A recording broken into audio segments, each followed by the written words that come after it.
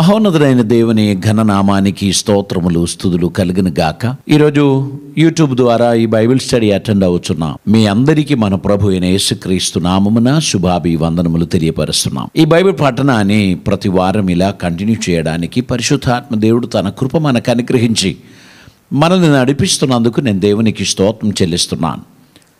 కొంతకాలముగా మనం మొదటి పేతురు గ్రంథం 5వ అధ్యాయం 12వ వచనాన్ని మనం ధ్యానం చేసుకుంటూ వస్తున్నాము. మొదటి పేతురు గ్రంథం 5వ అధ్యాయం 12వ వచనంలో మిమ్మును హెచ్చరించుచు ఇది దేవుని సత్యమైన కృప అని సాక్ష్యం చెప్పుచు సంక్షేపముగా రాసి మీకు నమ్మకమైన సహోదరుడని నేను ఎంచిన సిల్వాను చేత దీనిని పంపుచున్నాను. ఈ సత్యకృపలో నిలకడగా ఉండుడి. ఈరోజు నేను మీతో మాట్లాడడానికి ఆశించుచున్న అంశం నిలకడగా ఉండడం. మనము విశ్వాసంలోనికి వస్తాము. సిచ్యువేషన్స్ వ్యతిరేకమైనప్పుడు మనం దిగులు పడుతూ ఉంటాము, వెనుతిరుగుతూ ఉంటాము, నిరుత్సాహపడుతూ ఉంటాము.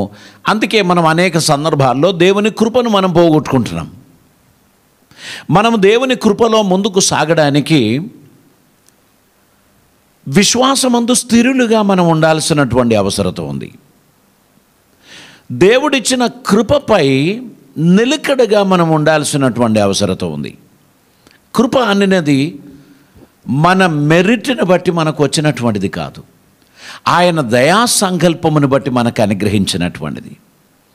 దేవుడు తన కృప ద్వారా మనలని ఆశీర్వదించి ఆయన మనలని తన సన్నిధానములో తన కోసం ప్రత్యేకించి మనలని వాడుకుంటున్నందుకు ప్రభుకు ప్రియమైన బిడ్డలుగా మనం ఆయన సన్నిధిలో వాడబడడానికి మన జీవితాన్ని మనం సమర్పించాల్సినటువంటి అవసరత ఉంది. ఈ సమయంలో మొదటి కొరింథీ పత్రిక 15వ అధ్యాయం దాని 58వ వచనంలో మనం ఇలా చదువుతున్నాము. కాగా నా ప్రియ సహోదరులారా, మీ ప్రయాసము ప్రభువునందు వ్యర్థము కాదని ఎరిగి స్థిరులను కదలని వారును ప్రభు కార్యాభివృద్ధి అందు ఎప్పటికీ ఆసక్తులనై ఉండుడి. దేవుని సన్నిధానములో మనము ఆయన చేయుచున్న కార్యములను బట్టి ఉత్సాహం కలిగిన వారిగా, దేవుని అందు సంతోషించుచున్నటువంటి వారిగా, దేవుని అందు ప్రీతి కలిగినటువంటి వారిగా మనము ఆయనను సేవిస్తూ మన ప్రయాసం వ్యర్థం కాదు అని ఎరిగిన కొలది మనం విశ్వాసమందు స్థిరులుగా ఉండాలి. మనము దేవుని కృపలో మనం వర్ధిల్లుచు ఆయన కార్యాభివృద్ధి అందు వర్ధిల్లుచు మనం ముందుకు ఆసక్తి కలిగిన వారిగా రావాలని పరిశుద్ధాత్ముడు మనకు తెలియపరుస్తున్నారు. దేవునికి స్తోత్రం. అపోస్తలుడైన పౌలు గలతీలో ఉన్న విశ్వాసులకు ఆయన రాస్తున్న పత్రిక 5వ అధ్యాయం దాని మొదటి వచనాన్ని మనం చదువుతున్నప్పుడు, ఈ స్వాతంత్ర్యం అనుగ్రహించి క్రీస్తు మనలను స్వతంత్రులుగా చేసి ఉన్నాడు. కాబట్టి మీరు స్థిరముగా నిలిచి మరలా దాస్యమనబడు కాడి క్రింద చిక్కుకొనకుడి. మనము దేవుని సన్నిధిలో స్వాతంత్ర్యం కొరకు మనం పిలువబడిన వారం కాబట్టి మనము విశ్వాసమందు స్థిరులుగా నిలిచి ఉండాల్సినటువంటి అవసరత ఉంది. మరలా మనం దాస్యమనబడు కాడి క్రింద చిక్కిపోకూడదు. ఎక్కడి నుంచి అయితే మనం వచ్చామో అక్కడికి వెళ్ళాలి అనేటువంటి ఆలోచన మనకి ఎప్పుడు కలగకూడదు. ఒక స్టూడెంట్ ఎల్కేజీ దాటాడు, యూకేజీ దాటాడు, 5th స్టాండర్డ్ దాటాడు, 10th స్టాండర్డ్ దాటాడు, డిగ్రీలో ప్రవేశించాడు. ఇప్పుడు మరలా పోయి 10th క్లాసులో కూర్చోవడానికి ప్రయత్నించినట్లే విశ్వాసం నుంచి పడిపోతే మన స్థితి. మనం విశ్వాసమందు స్థిరులుగా ఉండాల్సినటువంటి అవసరత ఉంది. దేవుని కృపకు పాత్రులుగా మనల్ని సమర్పించాల్సినటువంటి అవసరత ఉంది. మరలా వెళ్ళి దాస్యమను కాడి కింద మనం చిక్కిపోవద్దు. అపవాది మనల్ని ఎల్లప్పుడూ వెనకకు లాగి మన విశ్వాస జీవితం పడిపోయేటట్టు చేయడానికి ప్రయత్నిస్తాడు. కానీ మీరు గుర్తుపెట్టుకోవాలి, మీరు దేవుని కృపలో మీరు వాడబడాలని, దేవుని చిత్తం మీరు నెరవేర్చాలని, దేవునికి ఇష్టలుగా మీరు ఉండాలని మీ హృదయాన్ని సమర్పించాలి. మరియు మీరు ఆసక్తి కలిగిన వారిగా, దేవుణ్ణి ప్రేమించు వారిగా ఉండడానికి సమర్పించుకోవాలి. ఎఫెసీయులకు రాసిన పత్రిక 4వ అధ్యాయం 14వ వచనంలో మనం ఇలా చదువుచున్నాం, అందువలన మనమిక మీదట పసిపిల్లలమై ఉండి మనుషుల మాయోపాయముల చేత వంచనతోనూ తప్పు మార్గమునకు లాగు యుక్తితోనూ గాలికి కొట్టుకొని పోవునట్లు కల్పింపబడిన ప్రతి ఉపదేశమునకు అటు ఇటు కొట్టుకొని పోవుచు అలల చేత ఎగురగొట్టబడిన వారై ఉండకుండానట్లు ప్రేమ కలిగి సత్యము చెప్పుచు క్రీస్తు వలె ఉండుటకు మనం అన్ని విషయములో ఎదుగుదుము. దేవునికి స్తోత్రం. ప్రియులారా, మన దేవుడు మనకు అనుగ్రహించిన ఈ కృప, ఈ అద్భుతమైన ఆత్మ సాన్నిధ్యం మనలో సంపూర్ణతలోనికి మనల్ని నడిపించుచున్న ఆయన కృప మనం పొందిన కారణమును బట్టి ఇంకా మనం అటు ఇటు కొట్టుకొని పోవచ్చున్నటువంటి స్థితిలో మనం ఉండకూడదు. దేవునికి స్తోత్రం. మనం తప్పు మార్గమునకు లాగు యుక్తితోనూ గాలికి కొట్టుకొని పోవునట్లు కల్పింపబడిన ప్రతి ఉపదేశమునకు అటు ఇటు కొట్టుకొని పోవుట మన జీవితంలో సంభవించకుండా ఉండడానికి మనం జాగ్రత్త పడాలి. దేవుని కృపయందు నిలకడగా మనం నిలిచి ఉండాల్సినటువంటి అవసరత ఉంది. దేవునికి ఇష్టలుగా మనం జీవించే విషయంలో ఆసక్తిపరులై మనం ఉండాల్సినటువంటి అవసరత ఉంది. ఫిలిప్పీ పత్రిక 1వ అధ్యాయం 27వ వచనంలో, నేను వచ్చి మిమ్మును చూచినను రాకపోయినను మీరు ఏ విషయంలోనూ ఎదిరించు వారికి బెదరక అందరూ ఒక్క భావముతో సువార్త విశ్వాసపక్షమున పోరాడుచు ఏక మనస్సు గలవారై నిలిచి ఉన్నారని నేను మిమ్మును గూర్చి వినులాగున మీరు క్రీస్తు సువార్తకు తగినట్లుగా ప్రవర్తించండి.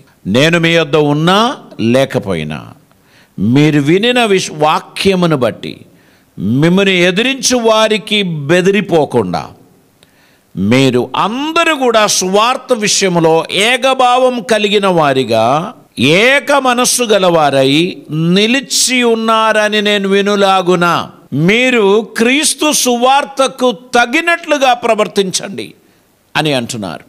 ప్రియులారా, మనం దేవునికి ప్రియమైన బిడ్డలుగా ఉన్నారు అని వినుటయే దైవజనులకు ఆనందకరం. కాబట్టి విశ్వాసమందు స్థిరులుగా ఉండాలి, ప్రార్థనలో పట్టుదల కలిగిన వారిగా ఉండాలి.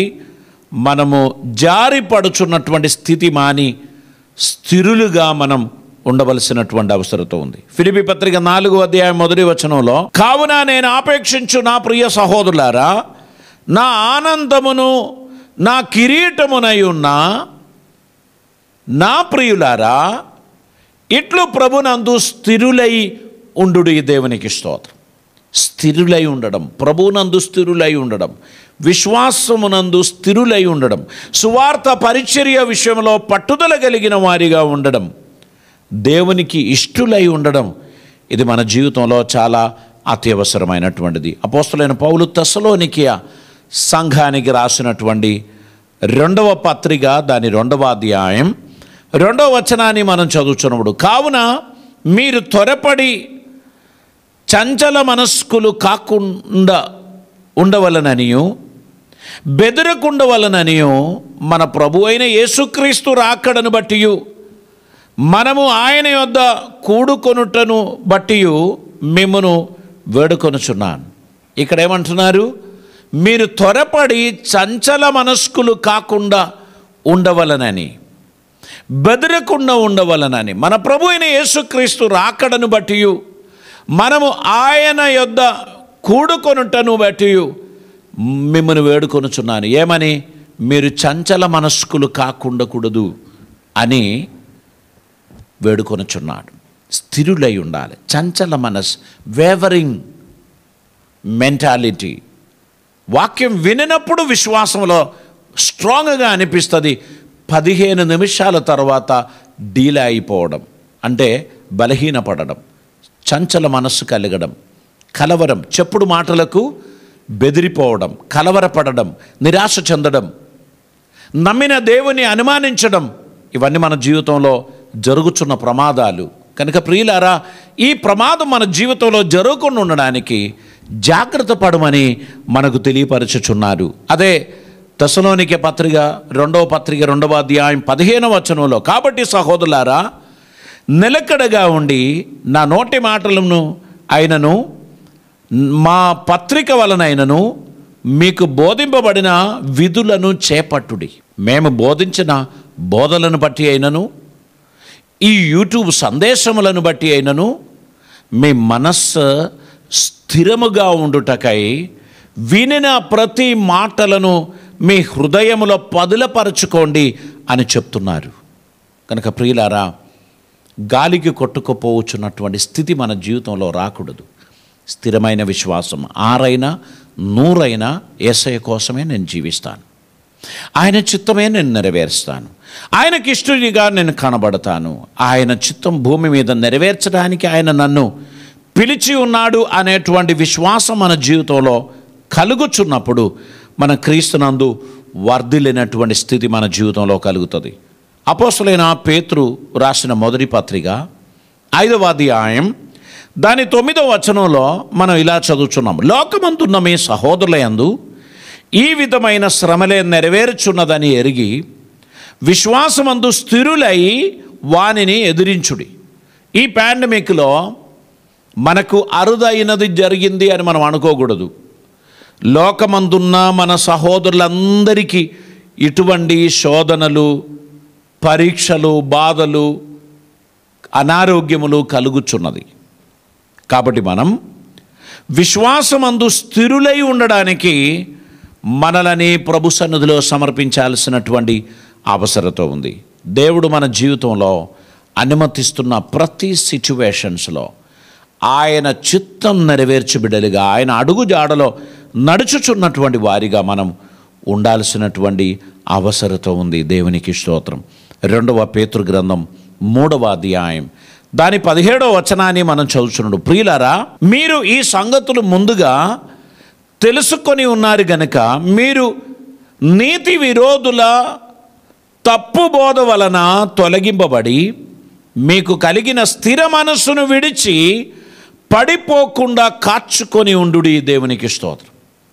విశ్వాస జీవితంలో స్థిరమైన మనస్సు మనకు అవసరం ఉంది. మనకు వినబడుచున్న నీతి విరోధులు, దేవునికి విరోధముగా తలంచుచున్నవారు మనలని ఎగతాళి చేస్తారు, హేళన చేస్తారు. నీ దేవుడు ఎక్కడున్నాడు అని అడుగుతారు. నీ దేవుడు నిజంగా నిన్ను కాపాడి ఉంటే ఈ స్థితి నీకు కలిగేది కాదే అని వారు మీతో చెప్పుతారు. గుర్తుపెట్టుకోండి, లోకమందు అంతటా ప్రజలు అనుభవించుచున్న ఈ మహమ్మారి, ఈ సమస్యలు బహుశా మనకెదురవుతాయి. అరుదైనది జరిగింది అని మనం అనుకోకూడదండి. ఇందులో కొంతవరకు మన అజాగ్రత్తలు ఉన్నాయి. మనం జాగ్రత్త పడవలసిన స్థలాల్లో మనం అజాగ్రత్తలు పాటించాం. మరి ఎన్నో కారణములను బట్టి ఈ దుస్థితి మన జీవితంలోనికి వస్తాయి. ఒకటి గుర్తుపెట్టుకోండి, నేను జీవించుట క్రీస్తు, చావైతే నాకు లాభం. ఎందరో ఆత్మీయులు, మన ఆప్తులు ఈ లోకాన్ని విడిచిపెట్టారు. దుఃఖ సాగరములో మునిగి ఉన్న మన ప్రియులు, మన బంధువులు, మన స్నేహితులు ఉన్నారు, మన నైబర్స్ ఉన్నారు. వారి మధ్యలో మనం ఏదో గెలిచిన వారమని అనుకోకూడదు. వారి విషయమై సహతాపము, సంతాపము కలిగిన వారిగా వారి దుఃఖములో పాలు పంచుకొనచ్చు, వారితో కలిసి ప్రార్థన చేస్తూ వారిని విశ్వాసములో స్థిరపరచడానికి, వారికి చేయూతనివ్వడానికి, ప్రోత్సహించడానికి దేవుడు మనల్ని బ్రతికించాడు అని మనం గుర్తుపెట్టుకోవాలి. దేవుని మహాదయా కృపా సంకల్పములను బట్టి, మన ఎడల చూపిన ఆయన కృపను బట్టి మనం దేవునికి వందనాలు తెలియపరచాలి. ఈ ప్రతి సిచ్యువేషన్లో దేవుడు మనలని తన కృపకు పాత్రలుగా నిలబెట్టుకున్నందుకు మన దేవునికి వందనాలు చెల్లించాలి. జీవితం చాలా మట్టికి కదల్చబడుచున్న సిచ్యువేషన్స్ బైబిల్లో చెప్పడానికి ఉంది. మన పూర్వీకులైన పితరులు ఎందరో ఇటువంటి సిచ్యువేషన్స్ను ఎదుర్కొన్నారు. వారి జీవితంలో అనేక రకాలైన సమస్యలు వచ్చినప్పుడు వారు స్థిరులుగా నిలబడ్డారు. కొన్నిసార్లు మనకు కొన్ని రివార్డ్స్, కొన్ని బహుమానాలు ప్రజలు ఇస్తారు మన విశ్వాసం పోగొట్టుకోవడానికి. నీకు డబ్బు ఇస్తాం, మీకు అలా ఇస్తాం, మీకు ఆస్తి ఇస్తాం, నీకు అది ఇస్తాం, నువ్వు యేసయ్యను వదిలిపెట్టిరా నీకు ఆస్తి ఇస్తామంటారు కొంతమంది తల్లిదండ్రులు. భాగం పంచిపెట్టుచున్నప్పుడు ప్రభుని నమ్మిన బిడ్డలకు ఇవ్వరు, కోపం. ఎందుకంటే వారు ప్రభుని వదిలిపెట్టారు. మా తాతయ్య కూడా, మా డాడీ 60 సంవత్సరాల క్రితం ప్రభు పరిచర్య కొరకు తను సమర్పించి బయలుదేరిపోయినందుకు తనకి ఇవ్వవలసినటువంటి ఆస్తి ఇవ్వలేదు, ఇంటిలో నుంచి వెలివేశారు. కానీ నేను మీకు ఒక విషయం చెప్తాను, కృపామయుడైన దేవుడు ఇన్ని సంవత్సరాలు అద్భుతంగా మమ్మల్ని సంరక్షించారు. దేవునికి స్తోత్రం. పరమ తండ్రి మనకు తోడుగా ఉన్నట్లయితే మనుషులు మనకేమైనా తక్కువ చేసినా మనకు తక్కువ కాదు. ప్రభు మనకు అండగా ఉన్నాడు గనుక ఆయన ఖచ్చితంగా మనల్ని లేవనెత్తుతాడు, మనకు సహాయం చేస్తాడు.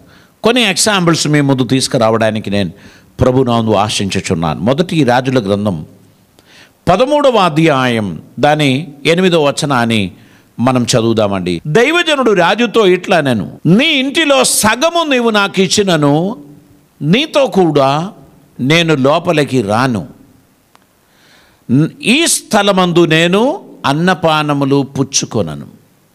దేవుని సన్నిధిలో దైవజనుడు రాజుగారి ఆతిథ్యమును నిరాకరించారు.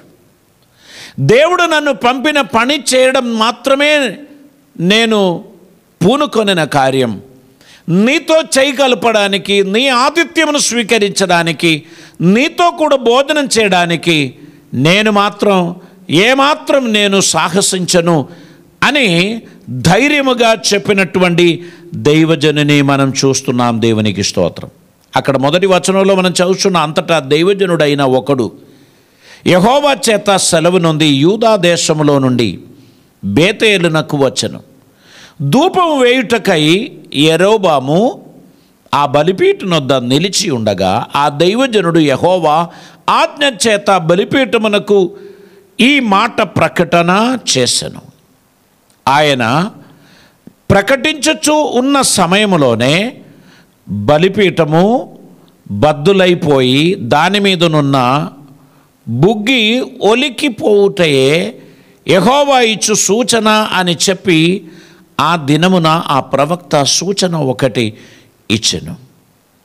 ఆయన చెప్పినట్లే అలా జరిగింది అని మనం చూస్తున్నాం. అటువంటి సమయంలో ఆ రాజు ఈ దైవజనుని తనకు స్నేహితుడిగా మార్చడానికి, అప్పుడు రాజు నా చెయ్యి మునిపటి వలె బాగుపడినట్లు నీ దేవుడైన యెహోవా సముఖమందు నా కొరకు వేడుకొనుమని ఆ దైవజనుని బతిమాలికొనినాడు. దైవజనుడు యెహోవాని బతిమాలికొనెను గనక రాజు చెయ్యి మరలా బాగై మునిపటి వలె ఆయనకు కుష్ఠరోగం వచ్చింది.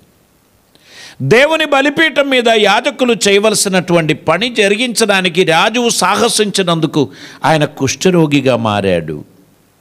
అయితే అతనికి దేవుడు మరలా దైవజనుని ప్రార్థనను బట్టి స్వస్థతను అనుగ్రహించాడు అని మనం పరిశుద్ధ వాక్యములో మనం చూస్తున్నాం.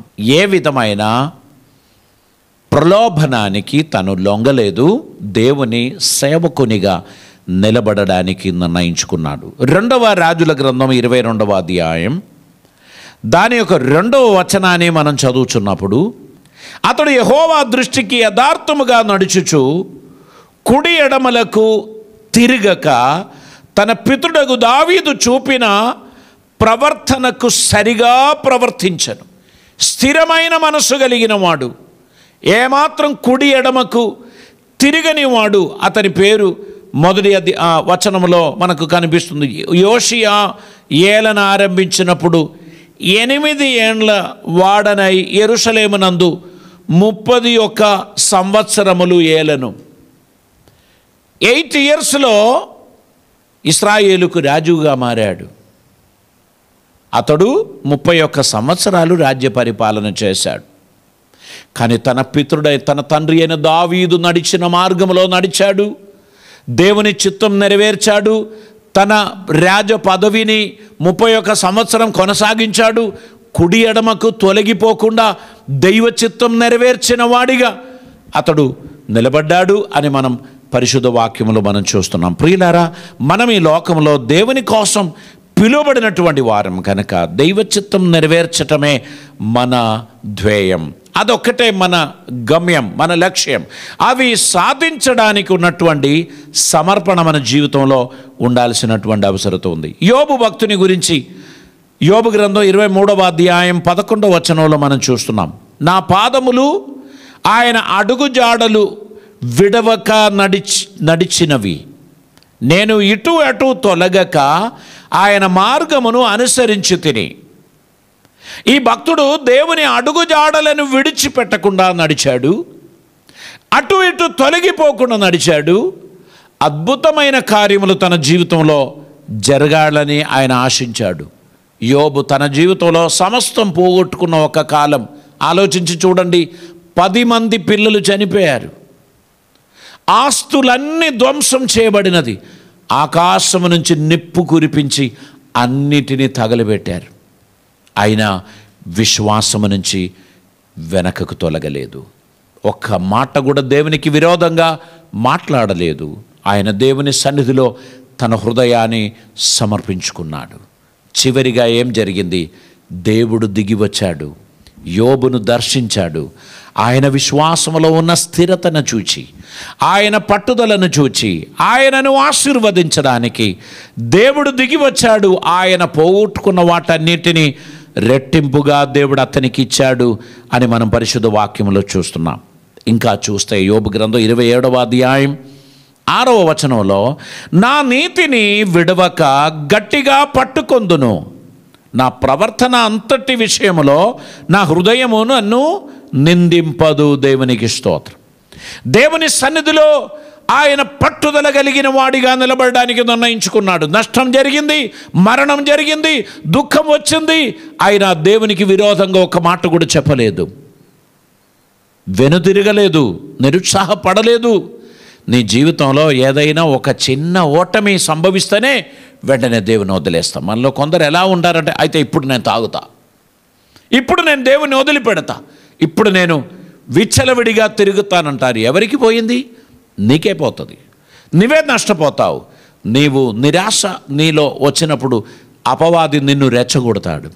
ఎందుకయ్యా ఈ విశ్వాసం, ఎందుకయ్యా ఈ భక్తి, ఎందుకయ్యా నువ్వు ఇలా ఉంటావు, దా మాతో కలిసి ఆనందించు అని చెప్పి స్నేహితులందరూ నిన్ను ఆకర్షించడానికి వస్తారు. గుర్తుపెట్టుకోండి, వారందరూ తాత్కాలికమైన మనుషులు, ఊపిరి లాంటి వారు.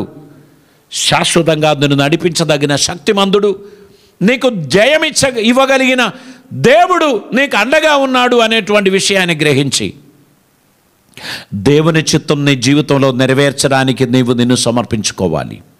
ఆయన నీకు తోడుగా ఉన్నాడు, ఆయన నీ జీవితంలో అద్భుతమైన కార్యాలు చేస్తాడు.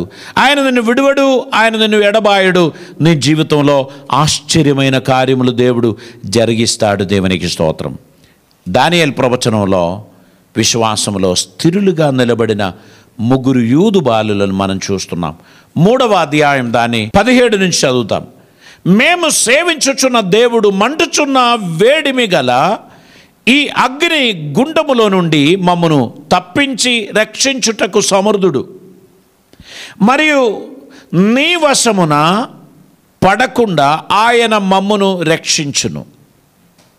ఒకవేళ ఆయన మమ్మని రక్షించకపోయినను, రాజా మీ దేవతలను మేము పూజింపమనియు నీవు నిలబెట్టించిన బంగారు ప్రతిమకు నమస్కరించమనియు తెలుసుకొనుము అని నెబుకద్నెజర్ రాజు ముఖం చూచి చెప్పాడు.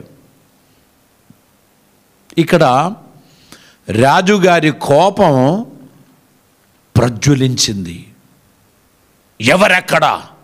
అగ్నిగుండపు వేడిమి 7 రెట్టింపు పెంచు, ఈ దుర్మార్గులను తీసుకుపోయి అగ్నిగుండములో పడవేయి. వెంటనే బలిష్ఠులైన ఆయన సైనికులు వచ్చి వీరిని మోసుకొని పోయి అగ్నిగుండంలో పడేశారు. మీకు తెలుసా, ఆ మోసుకొని పోయిన ముగ్గురి పత్తా లేకుండా కాలి బూడిదైపోయారు. అంత భయంకరమైన తీవ్రత కలిగిన అగ్నిగుండం. ఈ అగ్నిలో పడ్డ ముగ్గురు బాలులు కట్లు కాలిపోయింది. వారి కట్టిన తాడు తెగిపోయింది, కాలిపోయింది. వారి వస్త్రమైనను వారి రోమమైనను కాలిపోకుండా ఆ అగ్నిగుండములో వారు నడుస్తున్నారు. రాజు కన్ను తెరిచి చూస్తే ముగ్గురిని పడవేస్తే నాలుగో వాడు వారితో కూడా నడుస్తున్నాడు. మన ముగ్గురినే కదా పడవేసింది, ఈ నాలుగో వాడు ఎవడు? మనిషి కుమారుని పోలిన ఒకడు వారి మధ్యలో కనిపించుచున్నాడు అన్నాడు. నువ్వు అగ్నిగుండం లాంటి పరీక్షలను ఎదుర్కొంటున్నప్పుడు నీ దేవుడు నిన్ను వదిలేశాడు అని అనుకోకూడదు. ఆయన నీ ప్రక్కన ఉన్నాడు, నీ పక్షాన ఉన్నాడు. ఆపత్కాలములో ఆయన నమ్ముకొనదగిన సహాయకుడు. ఆయన ఖచ్చితంగా నిన్ను ఈ శోధనల నుంచి, ఈ పరీక్షల నుంచి విడిపిస్తాడు, నీకు జయమిస్తాడు, నిన్ను ఆదరిస్తాడు, నీ జీవితంలో అద్భుతం జరిగిస్తాడు. ఆయన నిన్ను విడువడు, ఎడబాయడు. నీకు ఆశ్చర్యమైన కార్యములు జరిగించుచున్న దేవుడు సజీవుడై ఉన్నాడు అని గుర్తించి ఆయన యందున్న విశ్వాసాన్ని ఏమాత్రం అటు ఇటు చంచలించడానికి నువ్వు అనుమతించొద్దు. చంచల హృదయం మనకు శ్రేయస్కరమైనటువంటిది కాదు. కలవరపడకూడదు, దిగులు పడకూడదు. దేవుని చిత్తములో నిలబడాలి. నువ్వు బహుశా నీకు అతి ప్రియమైన ఒక వ్యక్తిని నువ్వు పోగొట్టుకొని దుఃఖములో నువ్వు అంగలారుస్తున్నటువంటి సమయం కావచ్చు. గుర్తుపెట్టుకో, నిన్ను పిలిచిన దేవుడు నమ్మదగిన వాడు. ఆయన నిన్ను నడిపిస్తాడు, నిన్ను విడవడు, ఎడబాయడు. ఎన్నడూ నిన్ను అనాథగా ఆయన విడిచిపెట్టడు. నీకు ఆయన తోడుగా ఉండి సహాయం చేస్తాడు. ప్రజలందరూ ఆశ్చర్యపోయినట్లు నీ దేవుడు నిన్ను ఉద్ధరించినప్పుడు, నిన్ను లేవనెత్తినప్పుడు నిన్ను ఎగతాళి చేసిన వారందరూ నోరు మూసుకుంటారు. నీలో కార్యం చేస్తున్న దేవుణ్ణి పూజిస్తారు. వెంటనే నెబుకద్నెజరు ఒక ప్రకటన చేశాడు. ఎవరక్కడ? వారిని బయటికి రప్పించండి.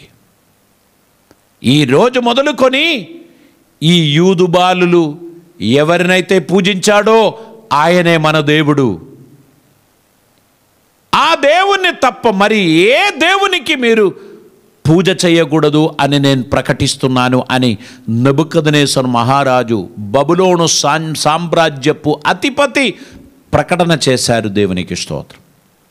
గుర్తుపెట్టుకోండి, నీ సాక్షి జీవితం, నీ పట్టుదల, నీలో ఉన్న సత్తా నీ దేవునికి ఘనతయు మహిమయు తెచ్చును. నిన్ను దేవుడు అనేకుల ఎదుట వాడుకోవడానికి కొన్ని సందర్భాల్లో శోధనలు, పరీక్షలు, ఇబ్బందులు నీకు అనుమతిస్తాడు. కానీ గుర్తుపెట్టుకో, ఆయన నిన్ను విడిచిపెట్టడు, ఆయన నిన్ను మర్చిపోడు. నీ జీవితంలో ఆయన అద్భుతమైన కార్యములు చేస్తాడు. దేవునికి స్తోత్రం. ఎన్నో ఉదాహరణలు మనకు చెప్పడానికి పరిశుద్ధ వాక్యంలో ఉంటుంది. కనుక మనం ధైర్యముగా ప్రభువును సేవించాలి. ఆయన సన్నిధానములో మనం వాడబడాల్సినటువంటి అవసరత ఉంది. ఇంకా మనం లూకా సువార్త 9వ అధ్యాయం దాని 51వ వచనాన్ని మనం చదువుచున్నటువంటి సమయంలో, ఆయన పరమునకు చేర్చకొనబడు దినములు పరిపూర్ణము అగుచున్నప్పుడు ఆయన యెరూషలేమునకు వెళ్ళుటకు మనస్సు స్థిరపరచుకొని తనకంటే ముందుగా దూతలను పంపెను. యేసు ప్రభువారు సర్వమానవాళి కొరకు మరణించడానికి ఆయన మనస్సును స్థిరపరచుకున్నాడు. ఎందుకంటే ఆయన లోకానికి వచ్చిందే ప్రాయశ్చిత్త బలి మరణం కొరకు. ఆయన మనస్సును స్థిరపరచుకున్నారు. కానీ తన శిష్యులు తను వెనుతిరిగించడానికి, తను నిరుత్సాహపరచడానికి చాలా ప్రయత్నం చేశాడు. నీకు అటువంటిది జరగకూడదు, నీవు అటువంటి సమస్యల్లో ప్రవేశించకూడదు అని ఆయనతో చెప్పారు. అప్పుడు పేతురుతో చెప్పాడు, నువ్వు నా వెనకకు పో, సాతానా నువ్వు నా వెనకకు పో. అంటే దేవునికి చిత్తమునకు విరుద్ధమైనది మన నోటి నుంచి వచ్చుచున్నప్పుడు గుర్తుపెట్టుకోవాలి, అది అపవాదిలో నుంచి వచ్చును. నేను వెనకకు పోతా, నేను చచ్చిపోతా, నేను బ్రతకను, ఇటువంటి మాటలు నీ ద్వారా అపవాది పలికించుచున్నాడు అనుకోండి, నీ దేవుని అవమానించడానికి వాడు నిన్ను ప్రేరేపిస్తున్నాడు. దేవుడు ఈ పరీక్షలన్నిటినీ దాటించి నిన్ను బలవంతునిగా, ప్రయోజనకరమైన పాత్రగా నిలబెట్టించడానికి దేవుడు ఇష్టపడుచున్నాడు. ఆయన నీ జీవితంలో అద్భుతమైన కార్యాలు చేస్తాడు. దేవునికి స్తోత్రం. ప్రియులారా, మన ప్రభు తన హృదయంలో స్థిరముగా నిర్ణయించుకున్నాడు. ఆ కార్యం దేవుడు వారి జీవితంలో జరిగించాడు. మన పరిశుద్ధ వాక్యంలో చూస్తున్నప్పుడు అపొస్తల కార్యం 2వ అధ్యాయం 42వ వచనంలో, కాబట్టి అతని వాక్యం అంగీకరించిన వారు బాప్తిస్మం పొందిరి. ఆ దినమందు ఇంచుమించు 3000 మంది చేర్చబడిరి. వీరు అపోస్తుల బోధయందును, సహవాసమందును, రొట్టె విరుచుటయందును, ప్రార్థన చేయుటయందును ఎడదెగక ఉండిరి. దేవునికి స్తోత్రం. వారు నిలకడగా నిలబడ్డారు, ఎడదెగక ఉన్నారు, స్థిరులుగా ఉన్నారు. దేవుడు వారి జీవితంలో ఆశ్చర్యమైన కార్యములు జరిగించారు. నీ విశ్వాసం ఎట్లాంటిది? నిన్ను దేవుడు తనకు సాక్షిగా నిలబెట్టి నిన్ను వాడుకోవడానికి ఆశించుచున్నప్పుడు నువ్వు అధైర్యపడకూడదు. దేవుడు నీ జీవితంలో అద్భుతమైన కార్యములు చేయడానికి ఆయన ఇష్టపడుచున్నాడు. దేవునికి స్తోత్రం.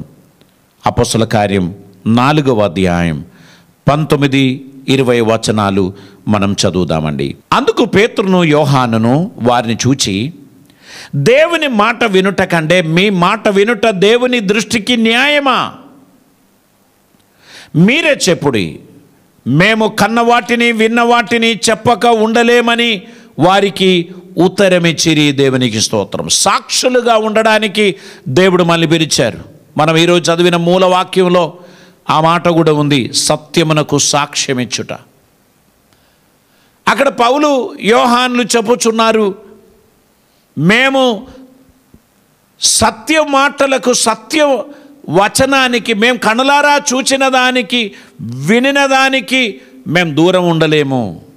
మేము వాటిని పాటించడానికి దేవుడు మమ్మల్ని పిలిచారు గనుక మా మనస్సు స్థిరముగా ఉన్నది అని మనకు తెలియపరుస్తున్నారు. దేవునికి స్తోత్రం.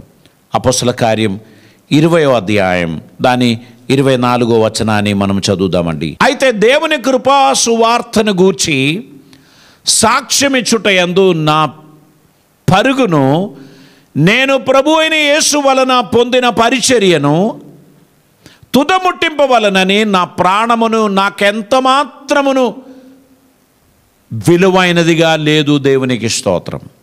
దేవుడు తన కృప ద్వారా ఆయన మనలని ఏర్పరచుకున్నాడు గనుక ఆయన చిత్తం నెరవేర్చడానికి మనం సమర్పిస్తున్నాం. నా ప్రాణమును నాకెంత మాత్రమును ప్రియమైనదిగా ఎంచుకొనుట లేదు. దేవునికి స్తోత్రం. నా ప్రాణమును నాకు ఎంత మాత్రం ప్రియమైనదిగా నేను ఎంచుటలేదు. ఎందుకంటే దేవుడు నా జీవితంలో చేసిన కార్యాన్ని నేను తలంచుకొనుచున్నప్పుడు, దేవుడు నా జీవితం ద్వారా చేయబోచున్న కార్యాలను గురించి నేను తెలుసుకుంటున్నప్పుడు, నేను నా ప్రాణాన్ని విలువైనదిగా నేను భావించను. ఆయన నాకు తోడుగా ఉన్నాడు గనుక ఆయన అడుగుజాడలో నడుస్తాను, చివరిదాకా దేవుని చిత్తం నెరవేర్చువానిగా నేను నడుస్తాను అని ఇక్కడ పౌలు గారు జ్ఞాపకం చేస్తున్నారు. దేవునికి స్తోత్రం. హెబ్రీయులకు రాసిన పత్రిక 10వ అధ్యాయం 39వ వచనాన్ని మనం చదువుచున్నటువంటి సమయంలో, అయితే మనము నశించుటకు వెనక తీయువారము కాము, మనము ఆత్మను రక్షించుకొనుటకు విశ్వాసము కలిగిన వారమై ఉన్నాము. దేవునికి స్తోత్రం. ప్రియులరా, దేవుని చిత్తం నెరవేర్చడానికి, దేవుని కృప పొందడానికి, ప్రభువుని ఘనపరచడానికి మనం పిలువబడిన వారం. దేవుని చిత్తం మన జీవితంలో నెరవేరడానికి మనల్ని దేవుడు సమర్పించుకున్నాడు.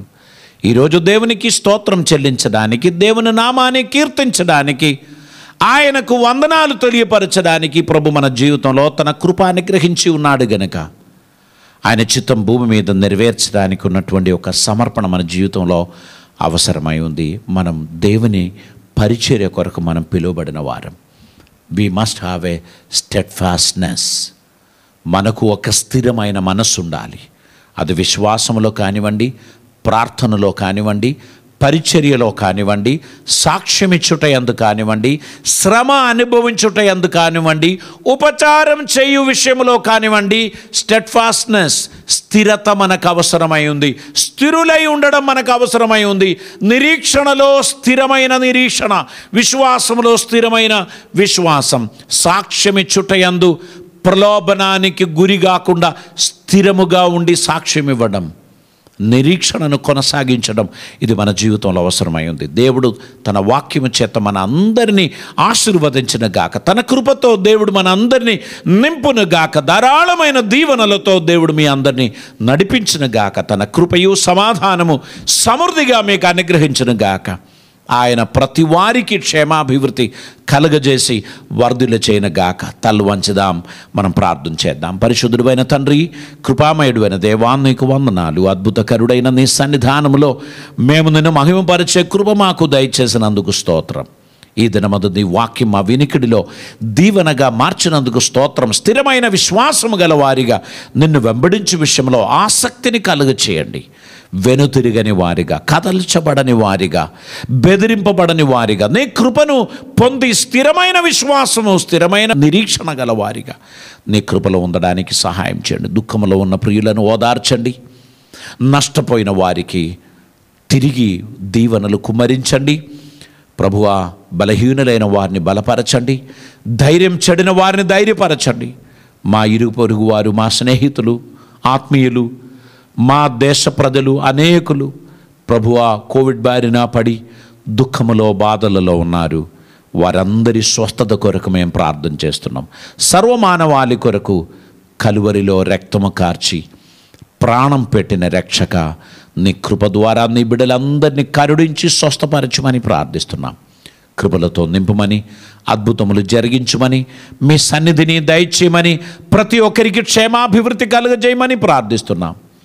కృప ద్వారా మమ్మల్ని నడిపించమని, ఆదరణ మాకు దయచేయమని, ధారాళమైన దీవెనలతో మమ్మల్ని నింపుమని, నీ సాక్షులుగా మమ్మను వాడుకొనమని, ఇది మొదలుకొని జీవితాంతం నీ సాక్షులుగా జీవించే ధన్యత మాకు దయచేయమని ప్రార్థిస్తున్నాం. ఈ వాక్యం వినుచున్న వారిలో ఎవరైనా రోగులుగా ఉన్నట్లయితే నీ పవిత్ర రక్తంలో వారిని స్వస్థపరచు శక్తి ఉన్నది అని గ్రహించి వారి విడుదల పొందుటకై నీ శక్తిని కుమ్మరించమని ప్రార్థిస్తున్నాం. మా తెలంగాణ రాష్ట్రం కొరకు, ఆంధ్ర రాష్ట్రం కొరకు, మా భారతదేశం కొరకు మేము ప్రార్థన చేస్తున్నాం. తండ్రి, మా స్నేహితులు, మా ఇరుగు పొరుగు వారు, మా రాష్ట్ర ప్రజలు అందరూ కూడా విడిపింపబడడానికి సహాయం చేయమని, మా ముఖ్యమంత్రులను, మా ప్రధానమంత్రి గారిని, వారి ప్రభుత్వాన్ని మీరు దీవించమని, పరమ తండ్రి ఆదేశములను నెరవేర్చుచున్న అధికారులుగా వీరిని వాడుకొనమని ప్రార్థిస్తున్నాం. మీ చిత్తమునకు విరోధంగా జరుగుతున్న ప్రతి కార్యకలాపములు ఆగిపోవును గాక, నీ చిత్తం మాత్రం నెరవేరును గాక. నీ కృపలతో నింపుమని, ప్రజలలో సర్వశక్తి సంపన్నుడైన దేవుడున్నాడు అనే భయము, భక్తిని కలిగించుమని, కృప ద్వారా ప్రతి ఒక్కరికి విడుదల దయచేయమని, నీ దీవెనలతో నింపుమని, అద్భుత కార్యములు జరిగించుమని యేసయ్య పవిత్ర నామమున అడిగి ప్రార్థిస్తూ ఉంటున్నాం పరమ తండ్రి. ఆమేన్. పరమ తండ్రి అయిన దేవుని ప్రేమయు, ప్రియకుమారుడైన యేసుక్రీస్తు వారి కృపయు, పరిశుద్ధాత్మ దేవుని అన్యోన్య సహవాసము, సమాధానము మనతోను ప్రార్థించిన ప్రతి అంశములతో ఇప్పుడు ఎల్లప్పుడూ ప్రభువు పర్యంతం సదాకాలము తోడై ఉందని గాక. ఆమేన్. ఈ సందేశం మీ జీవితంలో ప్రయోజనకరమైందని నేను నమ్ముచున్నాను. మీ విలువైన సలహాలు, మీ ప్రార్థన అవసరతలు మాకు తెలియపరచండి. మా చిరునామా Jeevanadi revival Christian center, NIT post, Warangal 4, Telangana state. ఈ వాక్యం మొట్టమొదటిసారిగా మీరు యూట్యూబ్లో మీరు చూస్తున్నట్లయితే దీన్ని మీరు సబ్స్క్రైబ్ చేయండి, ఈ ఛానల్ సబ్స్క్రైబ్ చేయండి, బెల్ బటన్ ప్రెస్ చేయండి. మీరు ఫేస్బుక్ ద్వారా కానీ, జీవనది టెలివిజన్ ఛానల్ ద్వారా కానీ ఈ సందేశాన్ని మీరు వీక్షించినట్లయితే ప్రతి గురువారం సాయంకాలం 7:30 గంటలకు ఈ సందేశం లైవ్లో వస్తుంది. మీరు నెక్స్ట్ థర్స్డే ఈవినింగ్ 7:30కి మీరు ఎదురు చూస్తే లైవ్లో దీని తరువాయి భాగం మీరు వినవచ్చు. లేదు మీరు యూట్యూబ్ సబ్స్క్రైబ్ చేసినట్లయితే ఆ లైవ్ స్టార్ట్ అవ్వగానే మీకు నోటిఫికేషన్ వచ్చేస్తుంది. మాతో కూడా దేవుని మహిమపరచండి. ఈ సందేశం ప్రయోజనకరమైందని మీరు అనుకున్నట్లయితే మీ ఏరియాలో ఉన్న మీ గ్రూపులలో షేర్ చేయండి. మీ ఫ్రెండ్స్ కూడా దేవుని వాక్యం విని ఆశీర్వదింపబడిన గాక. మనమందరం కలిసి ఆయన నామమును ఘనపరుద్దాం. ధారాళమైన దీవెనలతో దేవుడు మన నింపును గాక, అద్భుతములు జరిగించును గాక. ప్రతి ఒక్కరికి దేవుడు తన కృప అనుగ్రహించును గాక. God bless you.